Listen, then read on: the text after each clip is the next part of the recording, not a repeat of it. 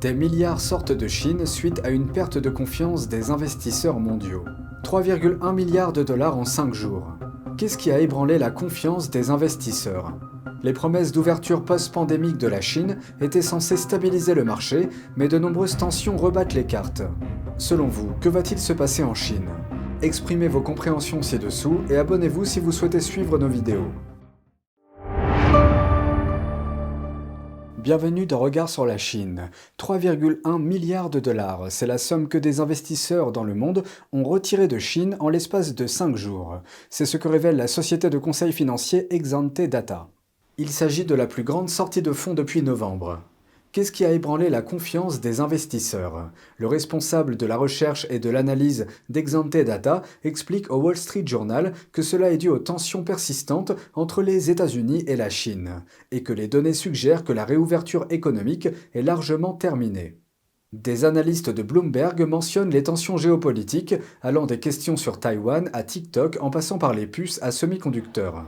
Quant à l'impact sur le marché boursier, les actions chinoises cotées en bourse aux États-Unis ont perdu plus de 100 milliards de dollars en valeur de marché en avril. Des sociétés allant d'Alibaba à JD.com sont en baisse, ce qui a entraîné l'indice Nasdaq Golden Dragon China vers sa plus longue série de pertes depuis plus d'un an. L'indice de référence se dirige maintenant vers son pire mois depuis octobre. Et cela ne se limite pas aux actions cotées à New York. Bloomberg note que l'indice Hang Seng China Enterprises, qui suit les actions chinoises à Hong Kong, se classe au 3e rang des pires performances des 3 derniers mois. Cet indice fait partie des 92 indices boursiers suivis par Bloomberg. Cette situation fait suite aux espoirs d'ouverture post-pandémie, le régime chinois ayant déclaré aux investisseurs mondiaux que la Chine était de nouveau ouverte aux affaires. Dans le même temps, la Chine a renforcé sa loi sur l'espionnage, augmentant ainsi la pression sur les entreprises étrangères.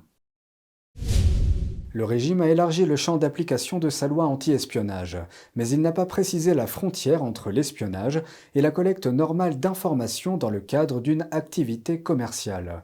Voici la suite. La semaine dernière, le géant du conseil Bain & Company a déclaré que la police chinoise avait interrogé le personnel de son bureau de Shanghai.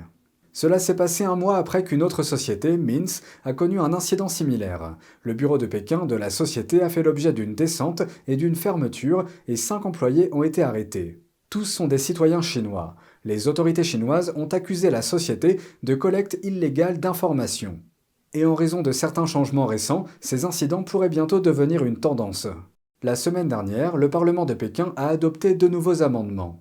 Selon un commentateur des affaires chinoises, ces changements élargissent la définition de l'espionnage dans le pays. Il n'y a pas de limite claire. Certaines choses se situent dans une zone grise. On peut les classer comme de l'espionnage ou non. Si la Chine dit que c'est le cas, ce sera considéré comme tel. Ils n'ont pas besoin de preuves pour le faire. Pékin peut désormais s'attaquer à tout ce qu'il juge lié à la sécurité et aux intérêts nationaux. Les autorités disposent de pouvoirs accrus pour effectuer des perquisitions et des saisies et pour imposer des interdictions de franchir les frontières.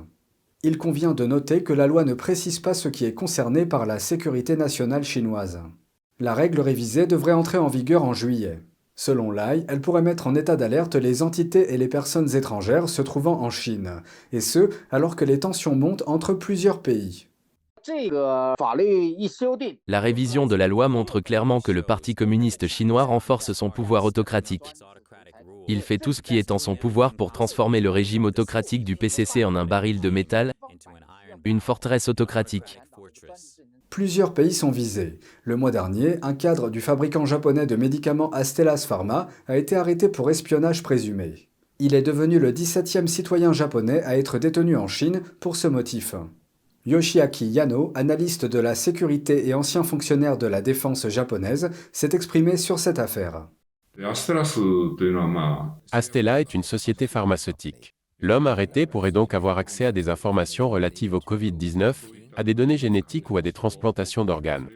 Les personnes ayant obtenu des informations qu'elles n'étaient pas censées détenir sont arrêtées par le PCC pour espionnage et placées en détention pour une longue durée. Cette mesure vise à empêcher toute fuite de renseignements. Yoshiaki a déclaré que Pékin pourrait également utiliser ce qu'il a appelé la diplomatie de l'otage pour contraindre Tokyo à céder des avantages. Mais il a ajouté que cette tactique se retournerait probablement contre eux. L'utilisation abusive de la qualification d'espionnage par le PCC rendra les entreprises japonaises plus vigilantes et accélérera leur retrait du marché chinois. Parallèlement, pour maintenir des relations diplomatiques réciproques, le gouvernement japonais renforcera ses forces militaires et augmentera son pouvoir de dissuasion face au PCC. Voici deux exemples récents de la diplomatie des otages du régime. En 2018, à la suite de l'arrestation par le Canada de Meng Wanzhou, une cadre de Huawei, Pékin a détenu 2 Canadiens pour faire pression sur Vancouver afin qu'il libère Meng. En Australie, le pays a demandé une enquête indépendante sur l'origine du Covid-19 en 2020. La Chine a riposté en arrêtant l'animatrice australienne Cheng Lei et l'écrivain Yang Hengjun, tous deux sur la base d'accusations d'espionnage. L'un des crimes les plus effroyables de la Chine communiste. La projection publique d'un film sensibilise au sujet des prélèvements forcés d'organes. Des médecins et des étudiants qui ont vu le documentaire ont déclaré avoir été choqués d'apprendre l'existence de ces abus. Voici la suite. Le documentaire Génocide médical dénonce la pratique du régime communiste chinois consistant à prélever de force des organes sur des prisonniers de conscience. Les personnes qui ont vu le film la semaine dernière ont fait part à NTD de leurs impressions. Ces horreurs sont tout simplement inimaginables, inexplicables. Comme l'ont dit à juste titre les intervenants, la sensibilisation est essentielle, nous devons faire savoir ce qui se passe. Cela fait trop longtemps, 23 ans. C'est un sujet que je ne connaissais pas et dont il faut parler. C'était très instructif. Je pense qu'on devrait l'enseigner davantage, par exemple dans les cours. J'ai eu un cours où l'on parlait de certains sujets, et ils n'ont jamais mentionné ce sujet dans la classe. Depuis une vingtaine d'années, le régime chinois prélève de force des organes sur des prisonniers de conscience vivants, principalement des pratiquants de Falun Gong, pour les vendre et faire du profit. Ce fait a été corroboré par des experts, des témoignages et des commissions indépendantes. Le Falun Gong, également connu sous le nom de Falun Dafa, est une pratique de méditation spirituelle fondée sur les principes de vérité, compassion et tolérance. Depuis 1999, le Parti communiste chinois mène une campagne de persécution brutale contre les citoyens qui soutiennent cette pratique. Des millions de pratiquants ont été détenus et un nombre indéterminé d'entre eux sont morts des suites du travail forcé, de la torture et d'autres abus. C'est très émouvant. Je n'avais pas réalisé l'ampleur du problème et je n'avais pas réalisé qu'il y avait autant de personnes en danger. Je n'avais pas non plus réalisé à quel point le problème était grave et à quel point les entreprises américaines et européennes étaient liées à ce commerce.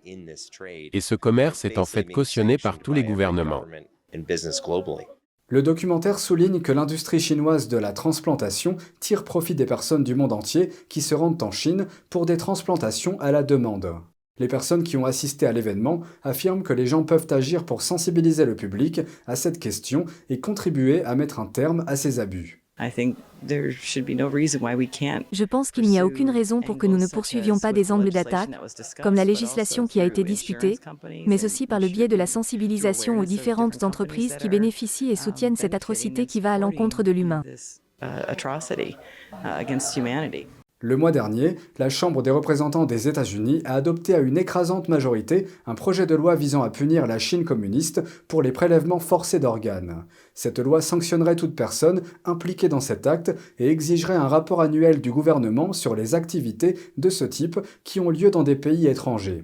Il s'agit de la première loi non symbolique adoptée aux États-Unis pour lutter contre ces crimes. Pékin envoie un diplomate de haut rang en Europe. Il est chargé de mener les négociations entre la Russie et l'Ukraine. Li Hui est le représentant spécial de la Chine pour les affaires eurasiennes. Auparavant, il a été ambassadeur de Chine à Moscou pendant 10 ans, de 2009 à 2019. Il est également l'un des rares détenteurs étrangers de la médaille de l'amitié décernée par le président russe Vladimir Poutine.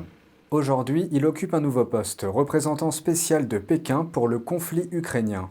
Pékin vise à se présenter comme un intermédiaire neutre, malgré les inquiétudes et le scepticisme de l'Occident. En fin de compte, la Chine cherche à négocier un cessez-le-feu et à mettre fin à la guerre qui dure depuis 1 an.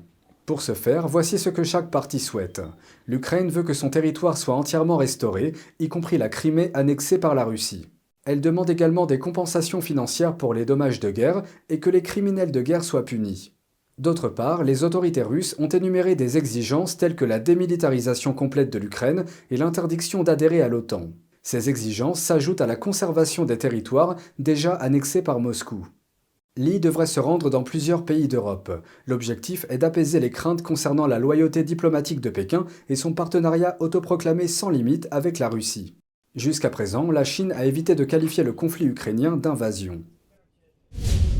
C'est tout pour aujourd'hui, merci d'avoir suivi Regard sur la Chine. On se retrouve demain pour une nouvelle émission, prenez soin de vous et à bientôt.